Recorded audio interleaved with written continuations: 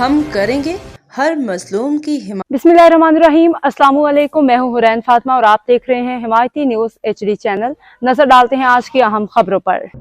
रोजनामा Hamayati news report comrade Nawaz Ali Hamayati सखन police की बर वक्त कार्रवाई गुमशुदा 70 साला ज़ईफ खातून बाहिफाजत बुरसा के हवाले। कराची से नुमाइंदा खसूसी की रिपोर्ट। थाना सखन मलिक कराची की हदूद में रिहायशी पजीर नबी बख्श वल्द लुकमान सकना जुमा हमायती गोठ नज़द TC स्कूल ने पुलिस को इतला दी कि इनकी 70 साला वालदा सकीना बीबी मोरखा 14 फरवरी 2026 को हफ्ता बाजार गई थी, ताहम वापस पर घर ना आ सकी। रास्ता भूल गई। रास्ता भूल जाने के बायस वापस ना पहुंची, जिस पर अहले खाना शदीद परेशानी में मुब्तला हो गए। इतला मिलते ही थाना सुखन के SHO खालद मेमन की हिदायत पर duty officer ASI Mohammad Ali Gopang ने फौरी तौर पर गुमशुदा खातून की तलाश शुरू कर दी है।